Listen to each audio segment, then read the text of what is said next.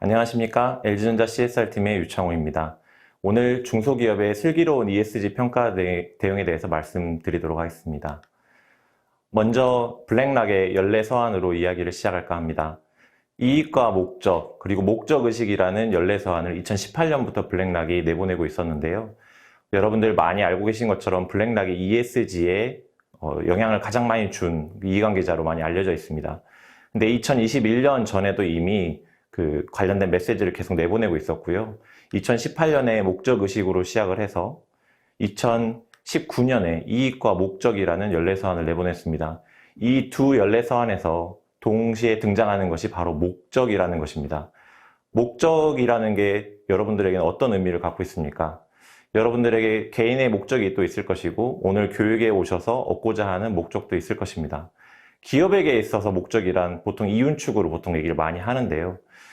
블랙락이라는 그 투자자가 기업을 바라보았을 때 어떠한 목적을 가지고 기업을 운영하느냐가 기업의 이익을 창출하는 데 있어서 어떤 영향이 있는지 그런 것들에 대해서 메시지를 전달하고자 했던 것이고 그런 것들이 구체적으로 2020년부터 발현이 되어서 기후변화 대응을 기업에 주문하고 기업이 어떤 목적을 추구하면서 기업을 운영하기를 기대하고 있습니다.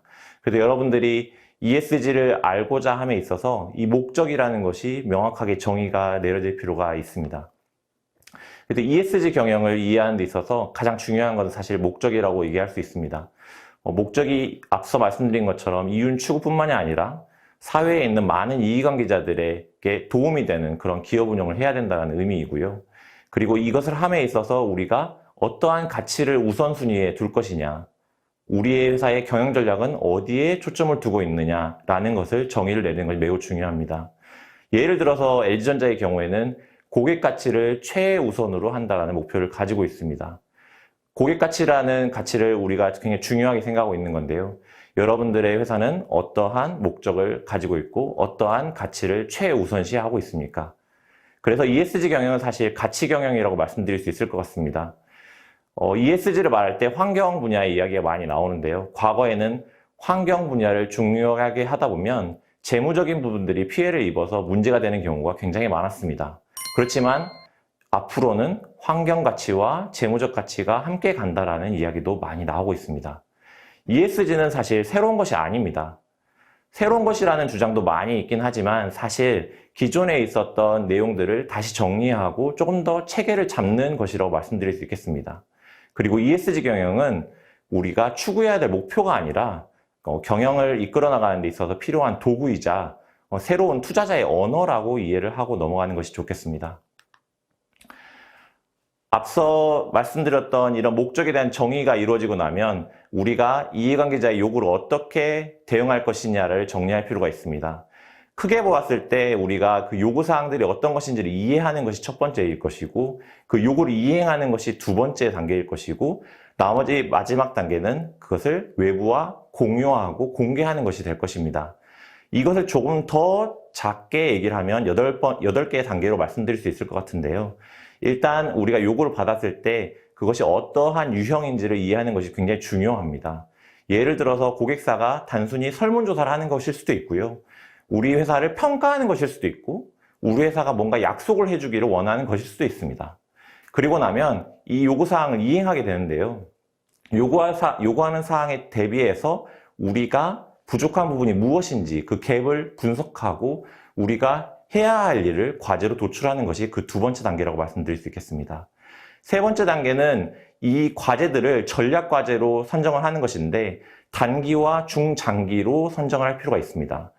우리가 모든 과제를 한 번에 다 할 수 없기 때문에 우선순위를 선정하는 것이라고 말씀드릴 수 있겠습니다. 네 번째는 경영진에게 보고하고 의사결정을 받는 것입니다.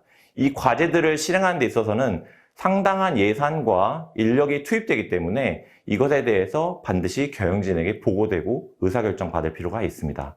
다섯 번째는 이 일을 추진하기 위해서 도움이 필요한 조직들로부터 지지와 참여를 받는 것이 필요하게 되고 있고요. 여섯 번째와 일곱 번째는 단기 과제와 중장기 과제를 실행하는 것이라고 말씀드릴 수 있겠습니다.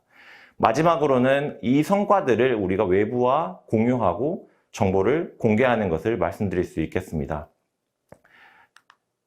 이 과정들을 우리가 충분하게 하기 위해서 가장 사실 중요한 것은 컨센서스입니다. 공감대 형성인데요. 우리가 이 ESG 경영을 하려면 전사적인 참여가 필요합니다. 그렇기 때문에 다른 부서들의 도움이 굉장히 중요하고요. 이런 도움 없이는 추진할 수 없기 때문에 이 관련된 인원들을 대상으로 교육을 하거나 워크숍을 반드시 실시해야 합니다. 특히 초기 단계에는 이 교육과 워크숍이 의미가 있고요. ESG 담당자라면 이러한 정보들을 계속해서 최신 정보를 입수하여 이 조직과 공유하는 것이 굉장히 중요합니다. 그래서 왜 이것을 ESG 경영을 해야 하는지 그것을 이해하고 그것을 통해서 앞으로 해야 될 방향성에 대해서 분명하게 공감대를 가지고 가야 합니다. 방향이 공감대가 이루어지지 않은 상태에서 진행하게 되면 향후 예산의 분배나 속도에 있어서 굉장히 뒤처질 수 있다는 말씀을 드릴 수 있겠습니다. 또한 경영진의 의사결정이 굉장히 중요합니다.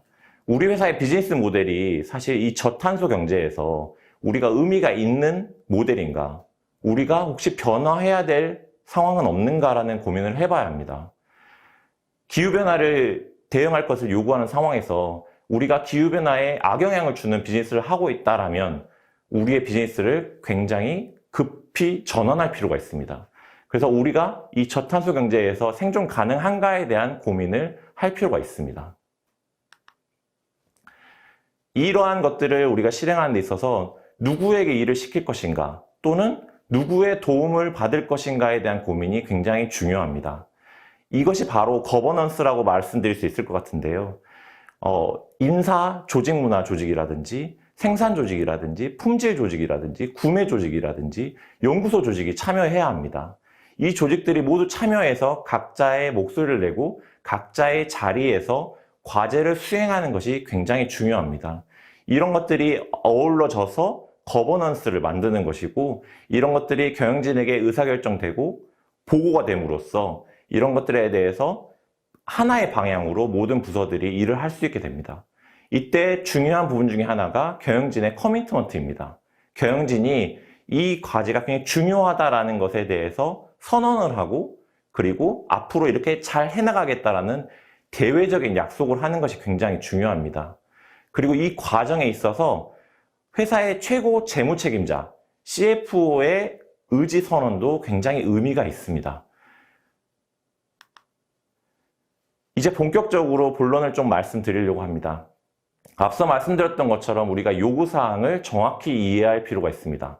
고객사가 요구를 해왔는데 이 요구사항이 어떤 것인지 모르는 상태에서 진행을 하게 되면 굉장히 우왕좌왕할 수 있습니다.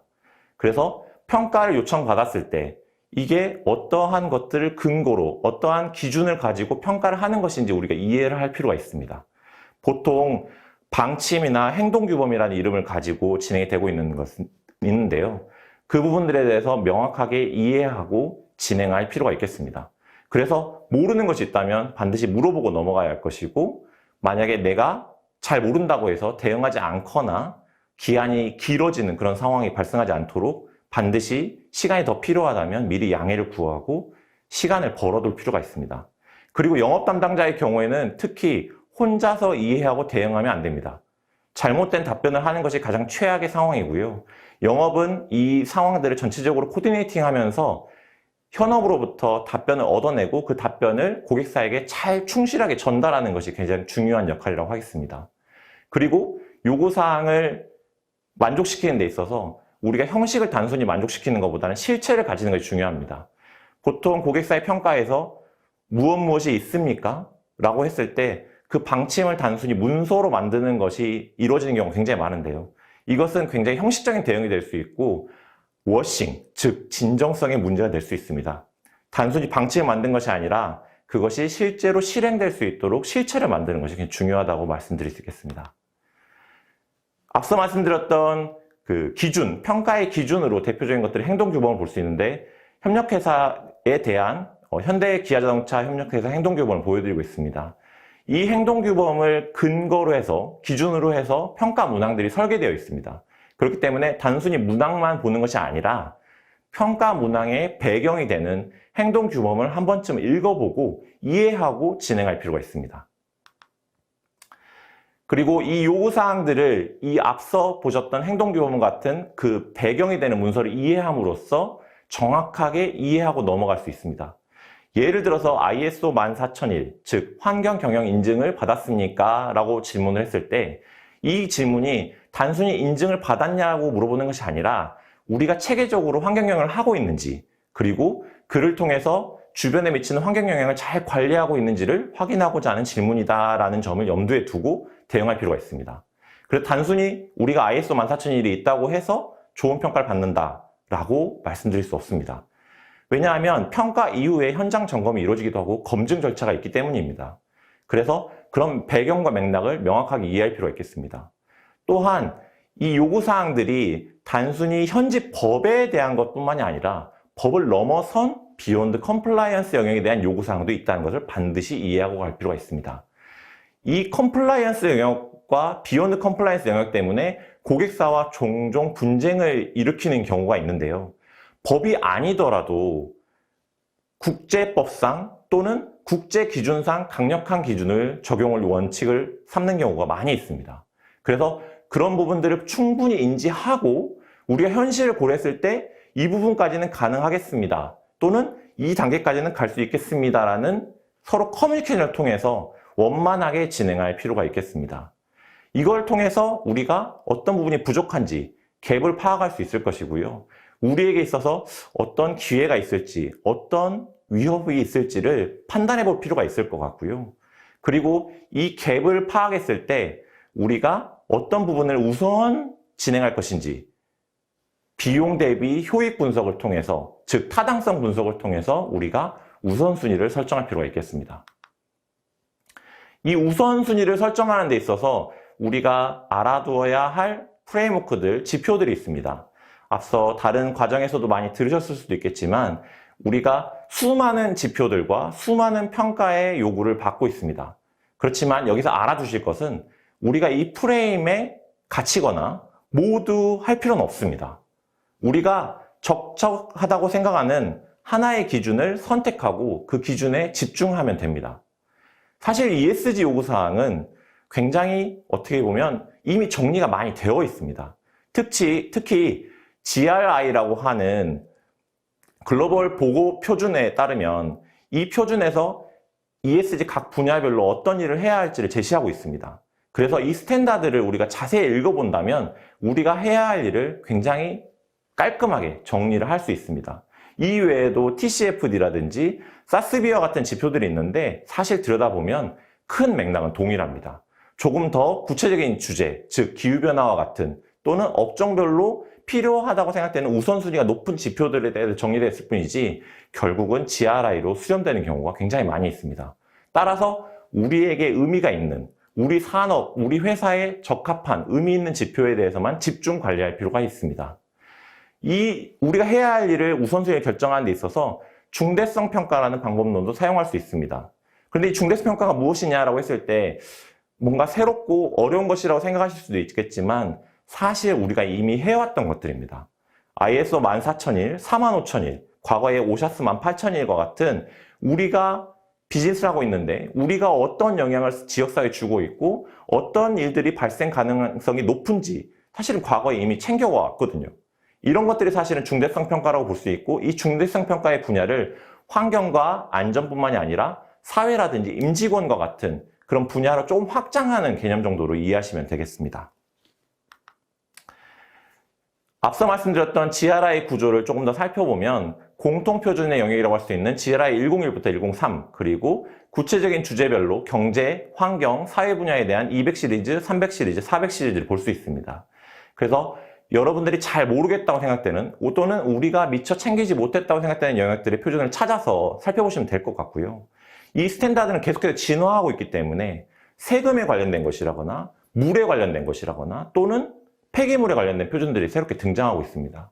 이런 것들을 유심히 지켜볼 필요가 있고 우리가 부족한 부분은 뭐가 있는지 계속해서 스터디할 필요가 있습니다. 우선순위를 살펴보는 데 있어서 또 하나 참고해 볼 수 있는 표준이 바로 MSCI의 중대성 맵입니다. 이 MSJ 사이트에 방문하시면 여러분들 이 자료를 누구나 열람하실 수가 있고요. 우리 산업군을 크게 대분류와 소분류로 나누어서 입력하면 우리가 환경 분야, 사회 분야, 그리고 거버넌스 분야에서 챙겨야 될 우선순위들을 차례대로 나열하고 있습니다. 그래서 그 주제를 보시고 우리가 중요하게 관리해야 되는 탑3 또는 탑5와 같은 주제들을 선정하시면 여러분들이 어떤 분야에 집중할 것인지, 우리는 무엇을 먼저 해야 하는지 생각하실 수 있겠습니다. 또 하나의 우선순위 맵으로 사스비에서 제공하는 맵도 있습니다. 앞서 말씀드렸던 것처럼 각 산업군별로 어떤 것이 중요한지, 어떤 것을 우선적으로 투자자들이 들여다보는지 또는 고객사들이 관심 있게 보는지를 이 맵을 통해서 확인하실 수가 있습니다. 이제 실행의 단계입니다. 단기 과제를 실행하는 것이 일단 중요한데요. ESG 경영을 하는 데 있어서 거창하고 굉장히 많은 일들이 사실은 요구받을 수 있습니다. 그렇지만 우리가 어떤 일을 할 것인지를 굉장히 집중할 필요가 있고요. 앞서 보셨던 우선순위 설정한 작업을 통해서 현실적이고 구체적인 목표를 수립할 필요가 있습니다. 기후위기 대응이라고 하면 굉장히 우리 회사 입장에서는 너무 추상적이고 너무 멀리 있는 일이 아니냐라고 생각할 수 있을 것 같습니다.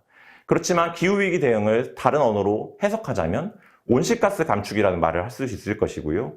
결국은 전기와 같은 에너지 절감으로 해석할 수 있습니다.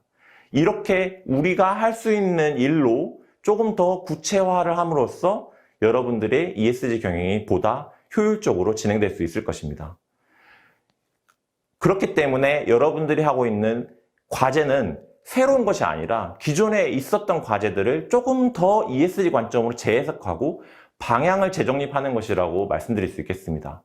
그렇기 때문에 절대로 부담 가질 필요 없고 기존에 하고 있던 것들을 잘 정리해서 조금 더 ESG 체계에 맞춰서 해석해 보는 것이 의미가 있겠다라고 말씀드릴 수 있겠습니다. 특히 ESG 관련된 조직이 없고 잘 모르는 담당자의 경우에는 외부의 도움을 청할 수 있습니다. 흔히 말하는 컨설팅이라고 할 수 있을 텐데요. 컨설팅을 우선 하기보다는 내부의 자원을 잘 활용하시기를 말씀을 드립니다. 물론 앞서 말씀드렸던 것처럼 일을 함께할, 도움을 받을 조직들의 대상으로 교육을 하고 워크숍을 할 때는 외부 기관에 도움을 받을 수 있습니다. 그렇지만 실제로 내부의 사정을 가장 잘 아는 사람은 우리 회사 사람들입니다. 회사 사람들을 적극적으로 끌어들여서 TF를 만들고 협의체를 구성할 필요가 있습니다. ESG 시장에서 현재 전문가들이 많이 있다고 얘기하고 있지만 사실 그렇게 전문가들이 많지는 않습니다. 사실상 내부에 있는 전문가를 찾는 것이 더 의미가 있을 수도 있고요. 그래서 특히 ESG가 그냥 중요하다, 의미가 있다라고 얘기하는 전문가들은 조심할 필요가 있습니다. 그래서 컨설팅을 통해서 방향성 제시는 받을 수 있겠지만 결국 우리 회사를 추진하는 것은 회사의 구성원들이 굉장히 중요하고 그것을 통해서 내재화를 할 수 있다라고 말씀드릴 수 있겠습니다. 마지막 단계인 대외 커뮤니케이션입니다. 여러분들이 열심히 한 일들을 외부와 커뮤니케이션 하는 것입니다. 첫 번째로 커뮤니케이션 할 대상은 고객사라고 말씀드릴 수 있을 것 같은데요. 이 커뮤니케이션 하는 방법에 있어서 지속가능 경영보고서를 꼭 발행하지 않으셔도 됩니다. 지속가능 경영보고서가 의무시 되는 기업도 있겠지만 지속가능 경영보고서가 아닌 홈페이지 게시판을 통해서도 충분히 여러분의 성과를 소통할 수 있습니다. 그런 것들이 어떤 것이 되냐면 기본적으로 우리 회사가 어떤 정책을 가지고 있고 어떤 방향으로 가고 있고 어떤 일들을 했다라는 내용들을 담으면 되는데요. 여기에서 너무 과장된 내용이나 너무 포장된 내용을 내보내게 되면 워싱이 될 수 있습니다. 예를 들면 우리 회사에 있는 제도가 있다고 말을 해놓는 건데 실제로 실행이 안 되고 있으면 그런 사문서거든요. 죽은 문서이기 때문에 그런 것들이 발생하지 않도록 홈페이지에 너무 과하지 않도록 커뮤니케이션 작업이 필요하겠습니다. 그리고 기존의 회사 소개 자료를 만들어서 항상 고객사가 방문하면 여러분들이 보여주셨을 텐데 그 내용 등에 반영을 해서 잠재 고객들과의 소통에 있어서 활용하시는 것도 의미가 있겠습니다. 그리고 ESG에 있어서 가장 중요한 것은 임직원입니다. 사실 ESG 경영, 가치 경영이라고 말씀을 드렸는데 사람 중심의 경영이라고 말씀드릴 수 있겠습니다. E와 S가 결국 환경과 사람인데 환경도 사실 사람이 살 수 있는 환경을 만드는 데 굉장히 의미를 두고 있습니다. 그래서 내부의 임직원에게 ESG 경영의 방향성을 공유할 필요가 있습니다. 단순히 구호만 외치거나 캠페인을 하는 것으로 끝내지 말고 적극적으로 임직원과 인게이지를 해서 임직원들이 무엇을 바라고 있고 임직원들에게 앞으로 어떤 회사를 만들어갈 것인지를 얘기를 할 필요가 있습니다. 그리고 임직원들과 적극적으로 의견을 교환함으로써 임직원들의 만족도를 높이는 것도 굉장히 의미가 있는 작업입니다. 특히 임직원들이 가지고 있는 불만들을 듣고 이것을 해소하는 과정, 이 고충 처리의 과정이라고 하는데 이게 굉장히 S에서 중요한 부분입니다. 고충처리위원회가 있었는데 실제로 운영되지 않고 있었다면 이것을 내실화하는 것도 의미가 있을 것이고요. 그리고 ESG 관점에서 다양성과 포용이라는 말을 많이 하고 있는데 이 부분이 사실은 임직원의 생각을 존중하는 것이 그 시작이기 때문에 구성원을 얼마나 참여시킬 것이냐가 굉장히 중요하게 되겠습니다. 그래서 조직문화 조직이 이 ESG 경영에 참여하는 것이 굉장히 의미가 있다고 말씀드릴 수 있을 것 같고요. 또한 우리가 심사에 대응하는 것도 굉장히 의미가 있는 작업입니다. 앞서 말씀드렸던 평가를 일단 서면으로 하고 나면 심사를 나오게 되는데요. 심사는 굉장히 까다롭고 어렵습니다. 그렇지만 심사를 한번 받으면 우리 회사가 무엇을 잘하고 무엇을 잘 못하고 있는지를 우리가 파악할 수 있게 됩니다. 그래서 그걸 통해서 개선을 할 수 있기 때문에 사실 심사는 기회가 된다면 적극적으로 받아볼 필요가 있습니다. 그리고 심사를 만약 요청받게 되시면 체크리스트를 사전에 받아보시기를 꼭 말씀드립니다. 만약에 제공되지 않는다면 RBA와 같은 글로벌한 스탠다드를 확인하실 필요가 있을 것 같고요. 그 스탠다드를 확인한 다음에 어떤 사항들이 대응이 필요하니 어느 부서의 도움이 필요하겠다라고 챙겨보는 것도 의미가 있을 것이고요. 내부 심사를 먼저 한번 진행해 보는 것도 실제 심사를 받는데 도움이 될 것으로 보입니다. 그리고 심사원이 나왔을 때 심사원과 커뮤니케이션을 잘 할 필요가 있습니다.